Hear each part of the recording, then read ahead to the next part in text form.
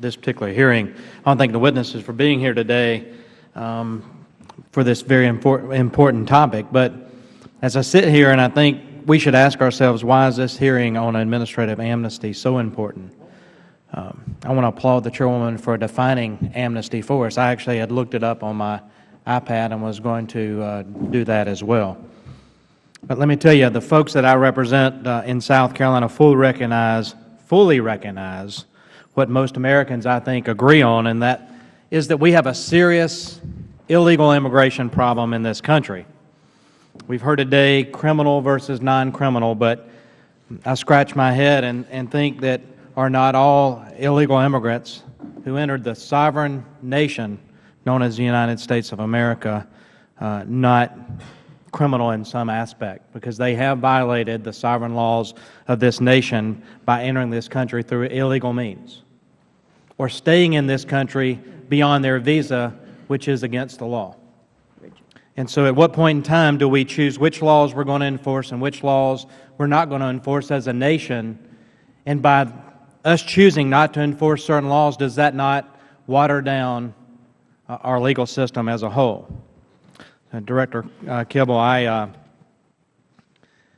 listening to the testimony and hearing Mr. McCall ask you some questions about folks that are stopped with a traffic stop and whether they're national security threats or other things, I wonder, President Obama's uncle was recently arrested on suspicion of driving under an influence, which was a crime. News reports indicate that he had a deportation order since 1992, but was never deported. Understand that Mr. Obama was freed from ICE recently under an order of supervision. If our deportation process is not robust enough to successfully deport someone with a 19-year-old deportation order, why should Americans have any confidence that we can deport terrorists and criminals who pose a threat to public safety? Sir, with respect to that particular case, DHS privacy rules limit what I can discuss on that. I know some of that was inappropriately and in an unauthorized way leaked to the media. That's a subject of a separate OIG investigation. However, there are some things I can confirm. He was referred to us by the local police. He's been entered into proceedings. As you had indicated, he has been released and is under an order of supervision, and he is not being treated any differently than any other alien in similar circumstances as we continue to pursue the matter.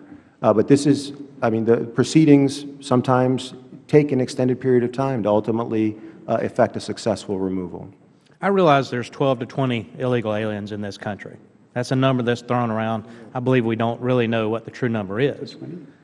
And I know that it's very costly, as has been pointed out by the other side of this argument, that it'd be very costly to round those up and send them home. I get that. But if we stop someone through normal law enforcement and we realize that they're here overstaying their visa, they're here illegally, they can't prove that they're here in a legal status, we've got that person. Why are we choosing not to deport them? Sir, again, depending on the circumstances of the case, different officers may make different decisions in terms of when and how to exercise discretion based on the circumstances. But these are the easy ones. These are the ones we know. We're not having to round them up out of the shadows. We're not having to go to the employers and check the immigration status of every one of their employees. This is somebody we stop, we realize that they're here illegally.